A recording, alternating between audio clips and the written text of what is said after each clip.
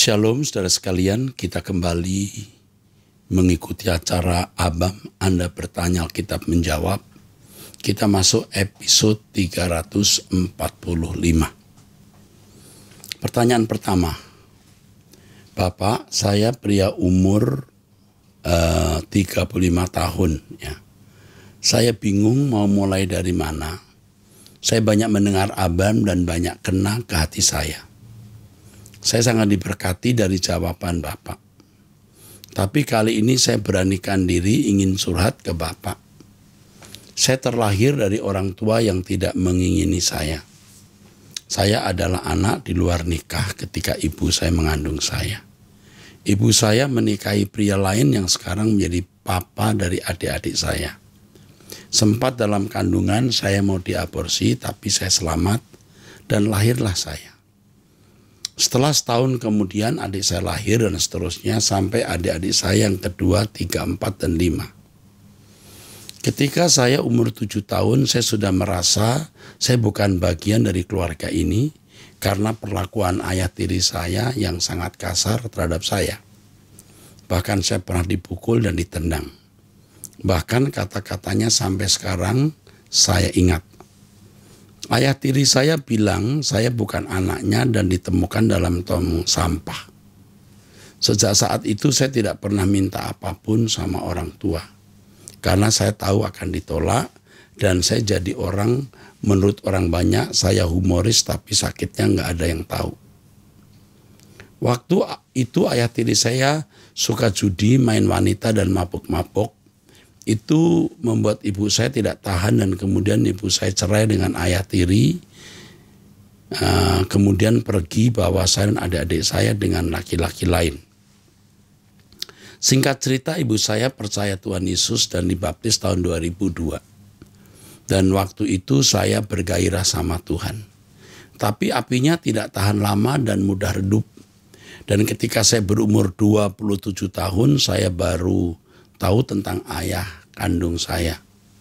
Kemudian ibu saya baru cerita panjang lebar bagaimana kronologi semuanya. Saya sempat kesal karena kenapa ibu saya tidak cerita ketika saya akan masuk sekolah menengah atas. Karena pikir saya ayah kandung saya akan bantu saya sekolah kedokteran. Saya ingin jadi dokter, saya ingin bantu orang. Tapi sudahlah, semua sudah berlalu. Ibu saya minta maaf sama saya. Saya tidak ada dendam sedikit pun sama ibu saya maupun ayah tiri saya. Yang berlalu sudahlah. Tahun 2020 adalah pukulan bertubi-tubi buat saya. Ibu saya meninggal karena sakit komplikasi dan ayah kandung saya masuk penjara karena membunuh istri sahnya. Sempat ayah saya bunuh diri tapi berhasil selamat. Padahal saya pikir akan pergi kerja sama ayah kandung saya, malah ayah saya berbuat begitu. Dan saya sudah bertahun-tahun usaha tapi selalu gagal. Bahkan karena usaha yang hampir-hampir tumbang ini memisahkan saya dan anak-anak dan istri saya sementara ini. Dan banyak sekali kesusahan saya yang tidak dapat saya tulis lagi karena akan sangat panjang. Yang saya mau tanya Bapak, apakah saya sudah benar-benar mengampuni orang tua saya? Karena saya sering cerita kesaksian hidup sama orang lain. 2, apa karena ini kepahitan saya terhadap orang tua saya? 3, apa karena kepahitan ini hidup saya tidak diberkati? 4, apa karena masalah saya yang masih kepahitan itu membuat saya mudah redup bersama Tuhan? 5, waktu saya remaja saya pernah berjanji akan melayani Tuhan seumur hidup. Bahkan saya tulis dalam surat tapi sudah saya sobek-sobek. Apakah Tuhan mengingat surat itu Bapak? Oke. Yang pertama, percayalah yang saya katakan. Bahwa Anda orang yang dibelas kasihani Tuhan. Anda tidak hancur berkeping-keping. Tapi Anda masih menjadi manusia yang bisa diperbaiki. Ya, tidak sedikit orang yang berkeadaan seperti Anda hancur berkeping-keping dan sudah sulit diperbaiki. Anda memiliki naluri yang baik. Ketika Anda menulis ini, Anda berkata, ya sudahlah. Itu menunjukkan bahwa Anda memiliki naluri yang baik. Tetapi untuk bisa mengampuni secara sempurna memang perlu pendewasaan. Anda berkata, ya sudahlah. Tetapi bukan tidak mungkin masih ada luka yang itu belum total sembuh. Yang pertama yang saya mau sampaikan kepada Anda, yang pertama ingat, jangan lagi Anda merasa sebagai anak yang dikandung tanpa diharapkan, lalu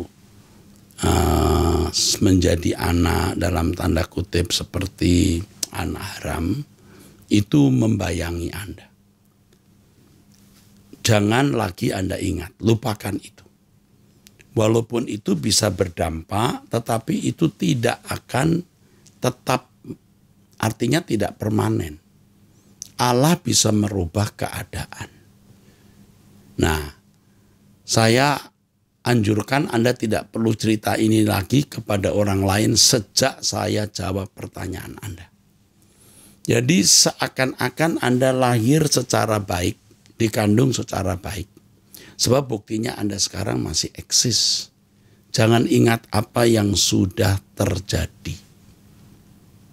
Kalau dikatakan apakah saya sudah benar-benar mengampuni orang tua saya? Mungkin sudah, mungkin juga belum.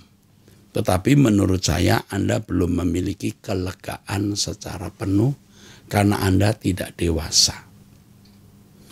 Anda menjadi manusia yang seringkali ngambang, ya, atau maksud saya seorang yang kurang tegas. Anda menjadi orang yang tidak berani terus terang, ya.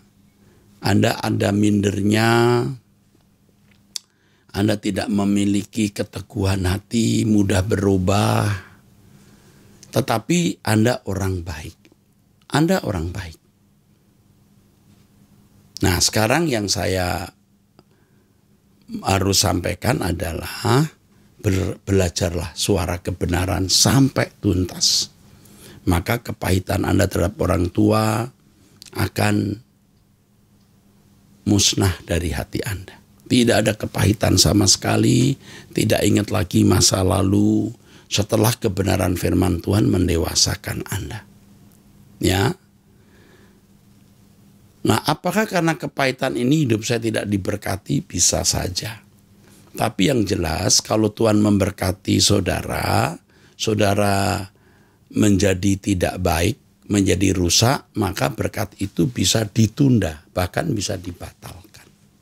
Maka sekarang bertumbuhlah di dalam kedewasaan, supaya saudara bisa dipercayai Tuhan untuk menerima berkat. Apakah karena masa lalu itu, kepahitan itu membuat saya mudah redup? Ya tidak usah mengalami pengalaman hidup seperti saudara, juga banyak orang gampang redup. Itu yang tadi saya katakan, Anda tidak memiliki keteguhan hati. Anda sering merasa minder, kecil hati, tidak kokoh, ya, suka ragu, ya, suka bimbang, ya. Tetapi kebenaran firman Tuhan yang saudara akan dengar akan mendewasakan. Ikut terus Truth ID bertumbuh dalam kebenaran dan ikut berdoa bersama saya, Anda akan dewasa. Ya, Anda akan bisa mengatasi hal-hal ini, Anda akan selesai dengan diri sendiri.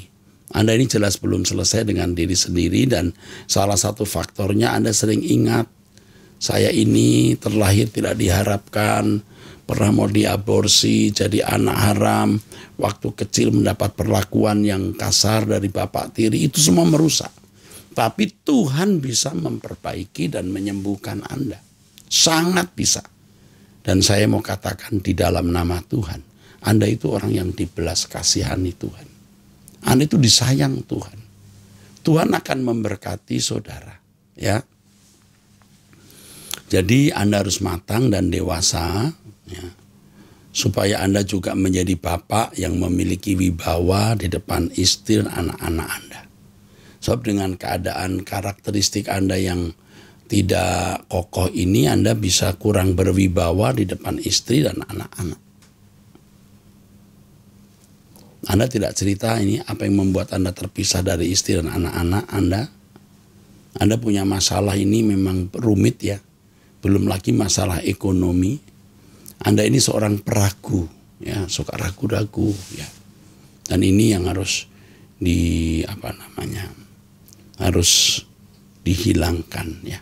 Harus diganti dengan keteguhan hati. Anda pernah berjanji mau melayani Tuhan. Nah, ini sudah menunjukkan bahwa Anda itu orang baik. Tadi sudah saya katakan Anda ini orang baik. Cuman peragu itu. Janji itu harus dipenuhi. Harus. Tapi tidak harus jadi pendeta. Anda termasuk bagian dari suara kebenaran. Ya, saya mengundang Anda ikut terus Truth ID dan berdoa bersama saya. Lalu nanti Anda akan mengalami perubahan. Saya mengharapkan saudara masih akan menyampaikan pertanyaan atau nanti orang saya bisa mendampingi Anda dalam konseling. Ya. Kami peduli. Saya peduli. Anda, saya peduli. Ya, umurmu itu sudah hampir sudah separuh lah kira-kira dengan umur saya. Tapi Tuhan akan membuat kamu menjadi kuat dan kokoh. Ya, saya pun merasakan belas kasihan saya kepada kamu. Ya, oke. Saya harap kita akan ketemu suatu hari. Pertanyaan kedua. Salam Pak Erasto Sabdono, saya seorang pemuda pria usia 24 tahun tinggal di Medan. Saya pecinta suara kebenaran Pak. Saya juga sering berdoa pagi walaupun kadang suka bolong Pak. Saya sering melihat atau menonton dan mencari tahu tentang iblis Pak di YouTube. Tapi bukan supaya saya bersekutu dengan iblis, tapi saya ingin tahu kemampuan iblis, kemampuan musuh itu Pak. Oh ya Pak, saya juga dendam Pak sama iblis karena dia sudah menghancurkan hidup saya dengan bisikan-bisikan sampai saya pernah berpikir untuk bunuh diri karena kekecewaan dalam hidup saya Pak. Yang jadi pertanyaan saya Pak, apakah saya salah mencari tahu tentang iblis Pak? Dan bagaimana seni berperang melawan kuasa iblis Pak? Sebab saya merasa saya sudah jadi buronan iblis Pak. Karena saya sering cari tahu tentang dia. Oh ya Pak, saya mau jadi prajurit Kristus. Gimana caranya ya Pak? Dan satu lagi Pak, menurut pengalaman indigo yang saya tonton Pak, ada iblis yang bertobat dan memilih jalan Tuhan. Apa tanggapan Bapak? Aku sayang Pak Eras, Tuhan kiranya selalu menyertai dan melindungi Bapak. Amin. Kalau bisa dikasih tahu, oke. Begini sayang, you say that you love me and I say I love you too. Oke. Kamu termasuk orang yang memang dibidik oleh iblis karena kamu sudah dibidik oleh Tuhan. Orang-orang yang dibidik oleh Tuhan itu pasti dibidik oleh iblis termasuk saya. Saya juga mengalami perjalanan hidup yang tidak mudah, jatuh bangun. Tapi puji Tuhan hari ini saya masih eksis dan aku tetap eksis sampai saya masuk surga. Dan kamu bertanya kepada orang yang tepat karena sejak muda saya juga punya pengalaman pergumulan seperti ini. Bahkan saya juga pernah mau bunuh diri seperti kamu. Lalu bagaimana seni berperang melawan kuasa iblis? Nah, yang pertama, tidak bisa tidak. Kamu harus memiliki pedang roh yaitu firman. Kamu tidak boleh tidak mendengar khotbah saya setiap hari. Berhenti mencari tahu tentang iblis. Karena yang kamu dengar dari YouTube itu salah dan menyesatkan. Kamu bisa mendengar khotbah saya mengenai setan, iblis dan malaikat. Mengenai malaikat. Itu berseri-seri. Belasan atau puluhan seri malah. Kamu dengarkan baik-baik ya. Nah. Jadi kamu dengarkan firman, tidak usah mencari tahu tentang iblis, kamu malah disesatkan. Karena iblis-iblis yang ada di YouTube itu banyak yang salah atau hampir semua salah. Lalu mengenai pengalaman indigo orang yang katanya iblis bisa bertobat itu absolutely wrong. Itu salah benar. Salah. Benar-benar salah. Jadi jangan dipercayai. Kamu dengar firman.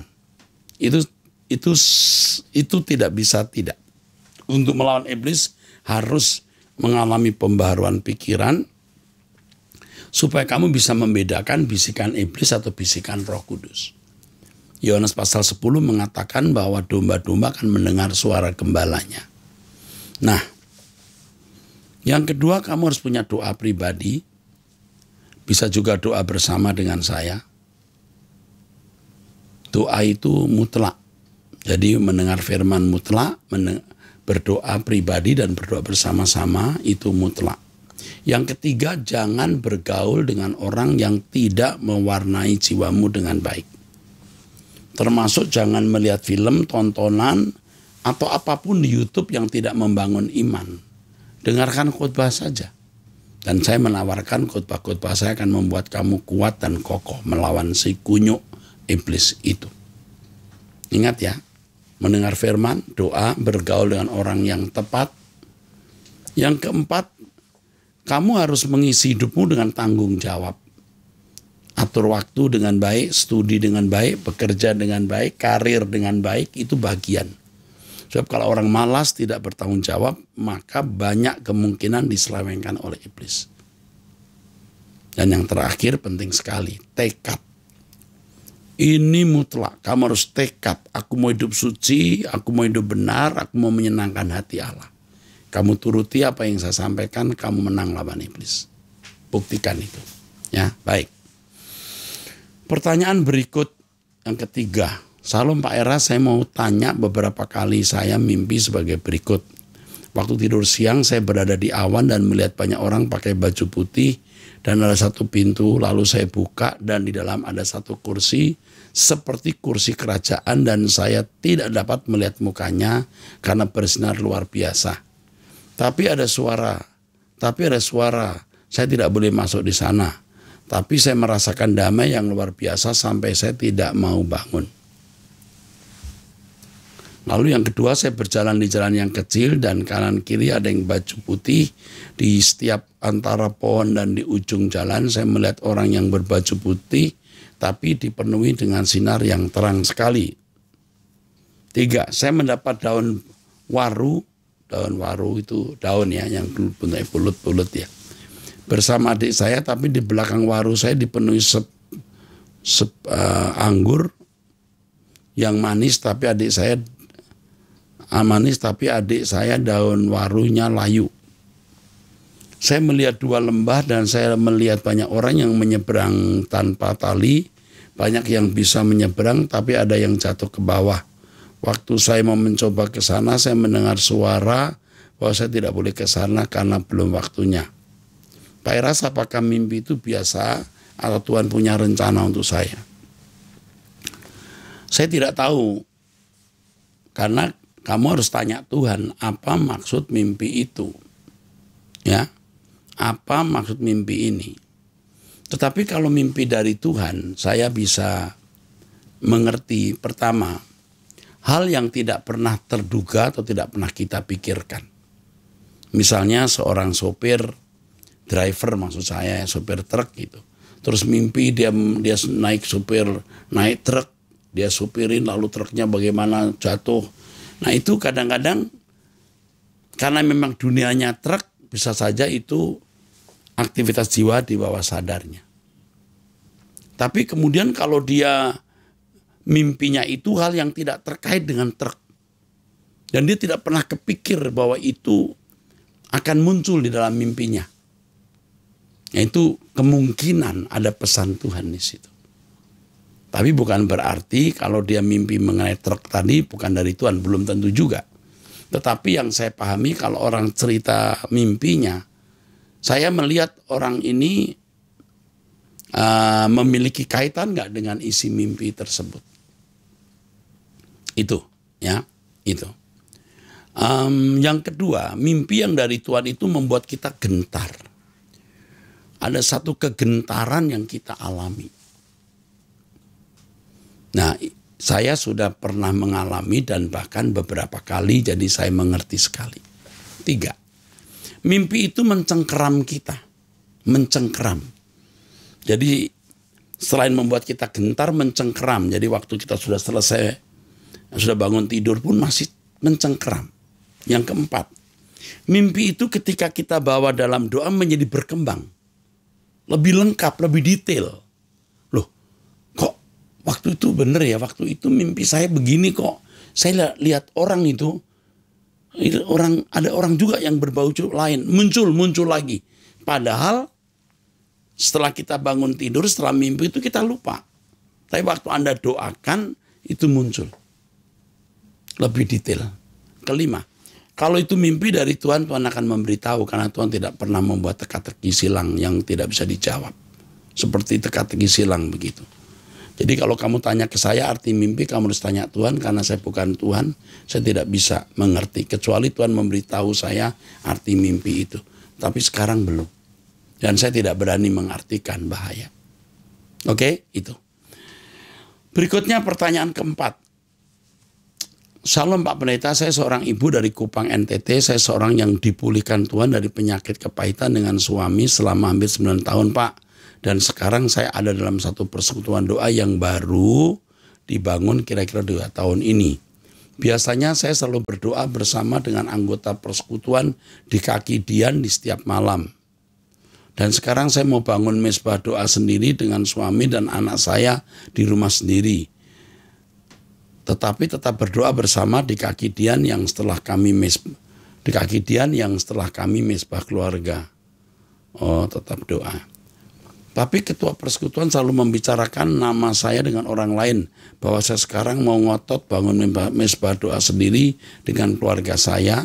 Dan selalu berkata bahwa kalau saya tidak berdoa tutup bungkus keluarga saya, maka saya dan keluarga akan mendapatkan hal-hal yang tidak baik. Dan dia selalu berkata bahwa dia bisa berdoa minta Tuhan bukan untuk berkat orang lain. Dan masih banyak doa yang lain yang selalu didoakannya, Pak. Seperti mengutuk begitu, Pak. Saya mau tanya apakah doa kutuk itu didengar Tuhan dan bagaimana Pak? Tapi menurut saya firman di Kejadian 12 ayat 3 itu semua terjadi atas kehendak Tuhan, bukan maunya kan Pak. Dan firman dalam Yeremia 17 ayat 5-8. Ya. Oke, terima kasih Bapak sudah membaca. Yang pertama, kamu tinggalkan persekutuan doa itu karena pimpinannya tidak atau bukan hamba Tuhan yang baik. Ya, saya kira kamu bisa meninggalkan persekutuan ini karena kalau dia berdoa, dia bisa minta tutup dan buka berkat untuk orang lain, itu jelas salah. Itu salah. Ya. Ini dalam konteks ini ya, Kecuali seorang penginjil datang di sebuah kota ditolak dia mengebaskan debu kakinya, nah kota itu bisa dihukum Tuhan bisa. Tapi ini konteksnya beda. Ya, jadi Anda sebaiknya tidak ikut persekutuan doa ini. Ini jelas salah. Ya, mengenai kutuk di Kejadian 12 ayat 3 itu maksudnya kutuk kepada bangsa Israel. Kita melihat hari ini negara-negara yang melindungi Israel biasanya negara-negara yang makmur dan diberkati Tuhan. Ini bukan bicara mengenai individu. Kenapa bisa begitu? Karena Israel itu menjadi saksi Tuhan sampai Tuhan Yesus datang kembali. Ya, ada 2 saksi yang membuktikan atau menunjukkan siapa Allah yang benar. 1 Israel, 2 orang percaya. Kalau mau tanya siapa Allah yang benar, tanya bangsa Israel. Kalau mau tahu bagaimana Allah yang benar, lihat kelakuannya orang Kristen. Saya kira itu yang saya bisa jawab ya. Kamu tetap membuat mesbah keluarga. Ya. Dan tidak usah berdoa dengan kelompok itu. Ya, kamu tinggalkan saja, Ibu.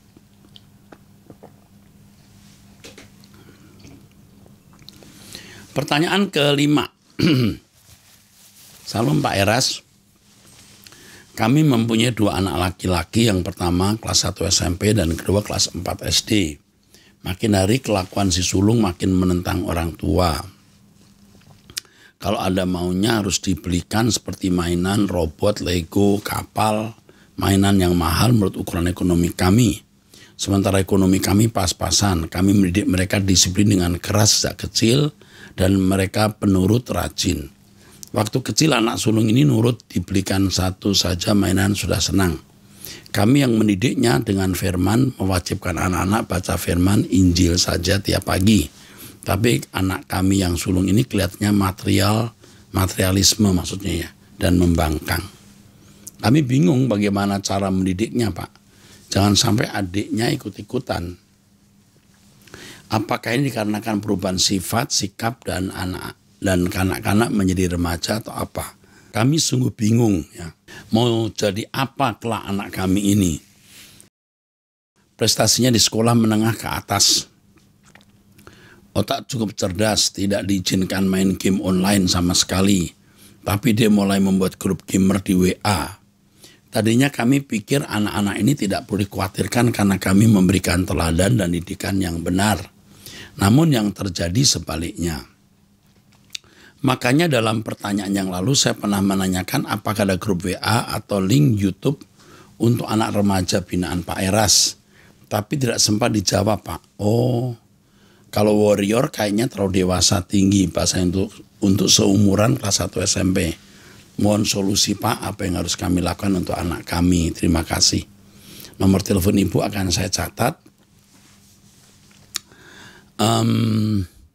Ini tidak bisa saya jawab karena saya harus tahu keadaan lengkap dari keluarga Ibu. Ibu mengatakan sudah memberi teladan.